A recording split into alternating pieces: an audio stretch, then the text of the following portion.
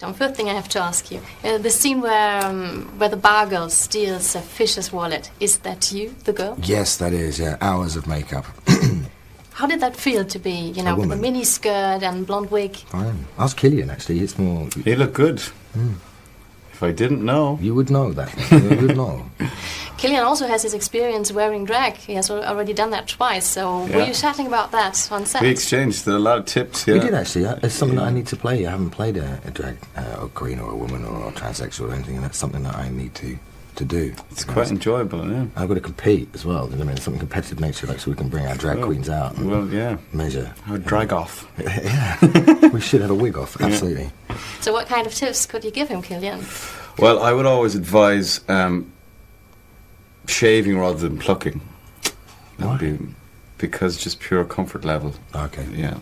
What was the most challenging, I think for you it was the bag over your head underwater, but what was the most challenging sequence for you guys? I think it was being bound and gagged and tied to the back of a skidoo and sent down a mountain at about 30 miles an hour, 40 miles an hour with Chris going, "Come on, Tom, come on," because I can't ski at all, really. Cillian and I had a crash course, literally, in skiing. It was very much a crash course. It was, yes. We had 2 days. We were sent to Calgary. We were dispatched to the mountains to learn to ski in post-haste. And what you see at the end of the movie is actually all of our own work. It was, I think everybody... Excuse me? Something so fascinating. You have this effect on people, you know what I mean? It's like I should really just act. Excuse me? You answer that question.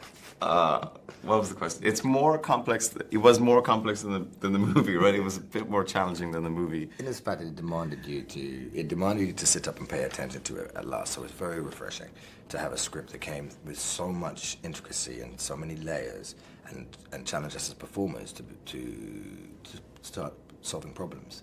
The beauty of this piece was that behind it was not only the director and the writer had fully visualized it on the page, but also carried the wealth of knowledge with him of creating it. So it was a situation whereby, yes, it was demanding to read, but the responsibility to understand and solve the problems was taken off of us. Mm-hmm. How did you find the physical side of it? Was there quite a lot of action? Was there much suffering for your art going on here? No, it was all just great fun and it was exciting to come to work every day. You know, I guess that for myself and Tom, who are both lazy. Lazy non-skiers. Words, man. And we were sent up to Calgary like a few days before those big ski sequences at the end of the film, and we had to kind of learn in a very compressed, intensive period how to actually ski, and that was challenging. Mm-hmm. And redundant, because none of us could do it, so they strapped us to the back of a skidoo with gaffer tape and sent us down the hill. No. But it looks great. It looks and great. You're competent. Yeah. But if you put us back on skis, you would see the truth. It would be ugly. Have you started to think more about your own dreams having done this film? No. Though I did have a rather delicious dream about Helen Mirren this morning. Ah, no. She is a fox. Yes, clearly, yeah. That came out of left field. Yeah, yourself, Cillian? Did I dream about Helen Mirren? Yeah. Recently? I can't remember that one. But I think Chris is, he has this power to, like, dream lucidly, and which involves dreaming and then being able to control being aware that you're dreaming, but still being awake enough to actually manipulate it. So that's quite a feat, I think. That's being really clever, isn't it? Well, he is really clever, isn't he? Yeah, a god in his own mind. Yeah. You mustn't be afraid to dream a little bigger, darling.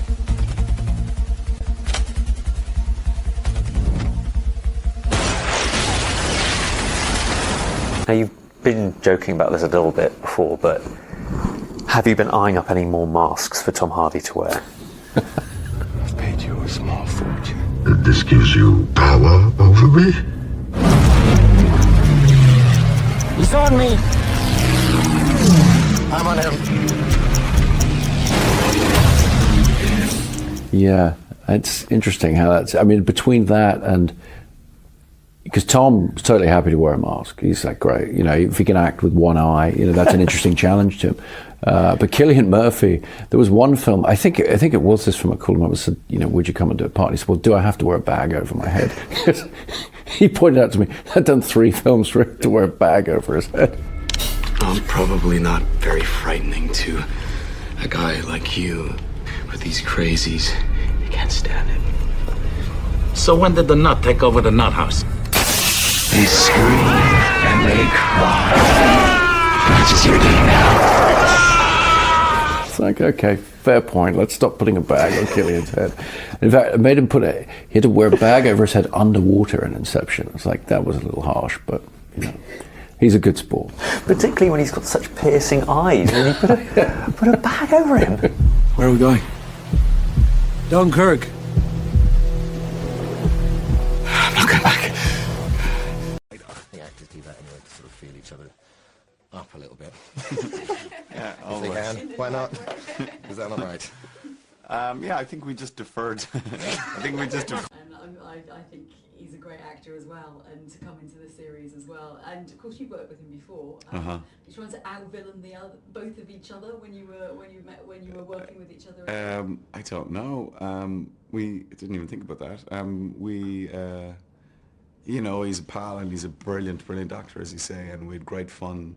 Like, Steve wrote these tremendous scenes for us, and it's always a pleasure working with great actors, you know. So I think people will be in for a real treat when they see his performance.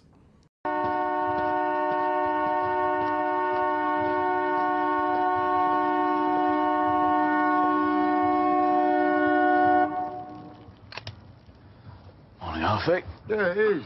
It is.